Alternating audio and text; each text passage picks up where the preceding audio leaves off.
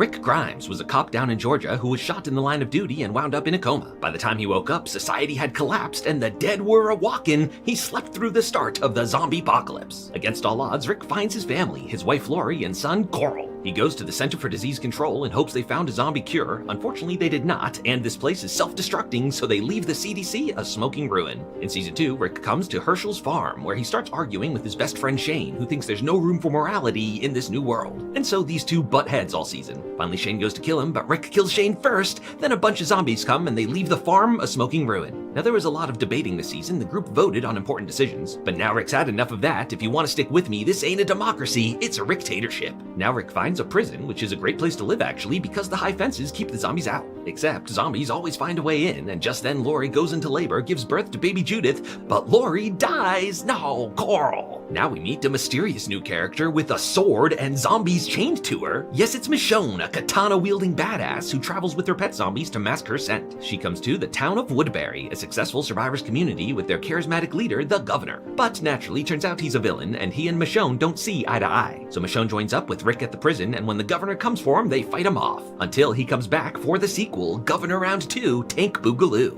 Michonne finally kills this guy, but they leave the prison a smoking ruin. With no safe home, they're in constant danger out on the road, so Rick puts on his new murder jacket, and he goes absolutely feral, doing whatever it takes to survive. Eventually he finds the community terminus. Here, have a burger, we're definitely not cannibals. Of course, turns out they are cannibals, but Rick shows them they're messing with the wrong people and leaves Terminus a smoking ruin. Back on the road, our group reaches their lowest point, and the imagery of this shot reflects the duality of the title, The Walking Dead, which describes not just the reanimated corpses, but the survivors themselves who have no hope for a future. But soon they do find hope for a future at the walled neighborhood Alexandria, and there's nothing devious here, they just got lucky. And they even have power and running water, so unfortunately Rick shaves his sexy apocalypse beard. But it's a difficult transition back to civilized life, and Rick launches into an unhinged rant. All you living in here are too soft for this world. We're the ones who can survive out there. We're the ones who live.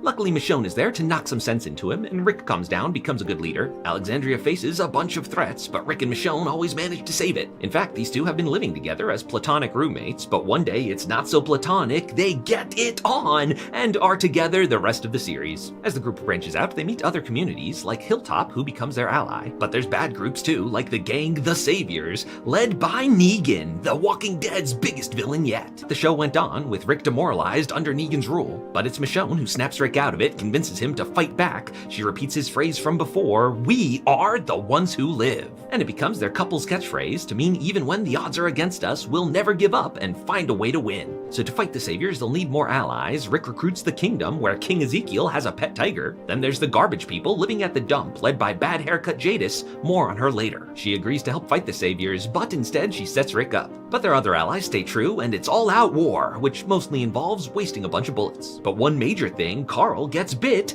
Rick's son dies. No, Carl! In the end, of course, the good guys win, but Rick lets the rest of the Saviors live. He's like, look, the living have to stick together. Our real common enemy is the dead. He even lets Negan live with life in prison to show there's room for mercy in this new world. And so for a while, the future looks bright. Rick's building a bridge to unite all the communities. Mysterious super group that has helicopters. They ask if she has an A or a B. Rick is a B, more on that later. She's buying her way into this community by giving them Rick. And so Rick Grimes flies off the show. In the other series, Fear the Walking Dead and The World Beyond, we learn that this group is the Civic Republic. But before we get there, here's a quick rundown on how The Walking Dead ends. After Rick's departure, there's a multi-year time jump. We're now 10-ish years into the zombie apocalypse. With gasoline hard to find, we're riding around on horses now, and with bullets hard to find, we're using bow and arrows. Rick's daughter, baby Judith, has grown into a cute little ass kicker, and turns out Michonne was pregnant. She had a son, RJ, Rick Jr. All these years, Michonne thought Rick was dead, but now she finds a phone with her and Judith carved into it and Japanese characters for some reason. Now that she knows Rick's still alive, she says goodbye to her kids. Mama's going on an adventure to find him. The last we see of Michonne, she meets King Batch and joins up with a whole caravan of people. The next villain group is the Whisperers, who wear zombie masks to blend in with the dead. They're expert zombie herders and have herded a huge horde, and during the Whisperer War, Hilltop is left a smoking ruin. Our former villain, Negan, is trying for a redemption arc. He goes undercover with the Whisperers to get close to their leader Alpha and kills her. And long story short, the Whisperers are defeated. The final villains of the main series are a super group who dress like stormtroopers. They're from the Commonwealth, a massive survivors community that's a return to real civilization. And they're not cannibals or anything, their dark secret is just the huge wealth gap between the rich and poor. And the current leadership are pretty bad people, so our group sets off a Commonwealth revolution. So the main series ends with our friends in charge of the Commonwealth, and Alexandria is rebuilt, so overall, the future looks bright. But Rick Grimes is still out there somewhere, and Michonne is out looking for him. Who is this other massive supergroup, the Civic Republic? Here's what we know. We learn a little bit in Fear the Walking Dead, the first Walking Dead spin-off that shows the start of the zombie apocalypse,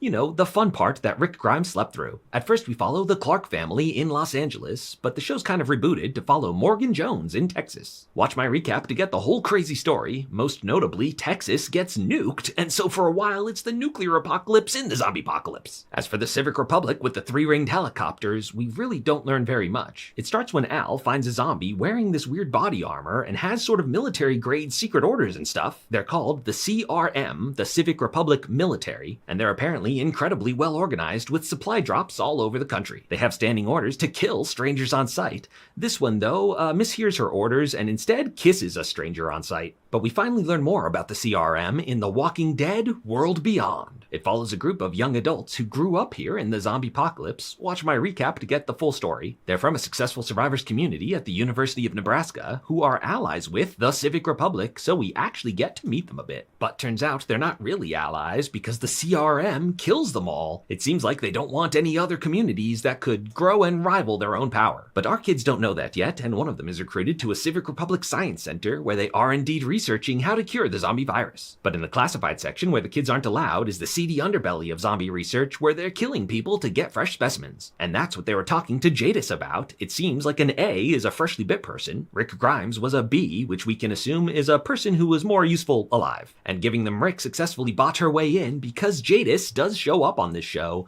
somehow with an even worse haircut. Now the CRM is up to no good. They destroy another one of their allies, Omaha. But the Civic Republic has a civilian government which presumably doesn't know what the military is up to. So our kids try to expose the corruption, but Jadis is a CRM true believer. She's like, look, I spent years living in a dump. A military dictatorship is a big upgrade. And she's a cutthroat operator who sets up her superior, so she's rising up those CRM ranks. So our crew sets off to warn other communities of what the Civic Republic is doing, while this one kid, Silas, goes undercover as a CRM soldier.